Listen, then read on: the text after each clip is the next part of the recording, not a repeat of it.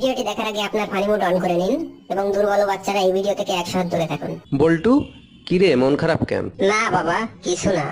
আরে বল, মনে কর আমি তোর বাবা না, তোর বন্ধু।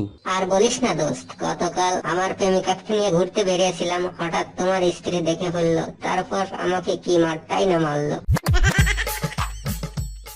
বাবা, আমার একজনকে পছন্দ হয়েছে। ওয়াও, কে এই সৌভাগ্যবতী?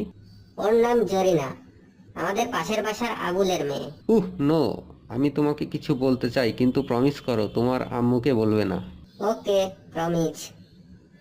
আম্মুকে কিছু বলবো না। আসলে জরিনা তো তোর বোন হয়। বাবা, আমি প্রেমে পড়েছি, আর এই মেয়েটা অনেক হট। ওয়াও, এটা তো অনেক বড় খবর। তা কে সে? বাবা, ওর নাম সকিনা, আমাদের পাশের বাসার মুখলেস সাহেবের মেয়ে। নো, আবার? বেটা, ওই সখীরাও তোমার বোন লাগে। আম্মু এই পর্যন্ত 6টা মেয়েকে সিলেক্ট করেছে, কিন্তু বাবা বলেছে ওই 6জনই নাকি আমার বোন। শোন বাবা, মন খারাপ করিস না। তুই যে কোনো মেয়ের সাথে প্রেম কর, তোর বাবার কথা শুনবি না। ও তোর বাবাই নয়। বল্টু, 30টা পাত্রী তো দেখে ফেললি, কোনো মেয়েই তো তোর পছন্দ হলো না। তা তুই কেমন মেয়ে আশা করছিস? বাবা, আসলে আমি তো পিঙ্ক কালারের মেয়ে খুঁজছি। বাবা, আমি আর স্কুলে যাব না। কেন? লেখাপড়া করতে ভালো লাগে না?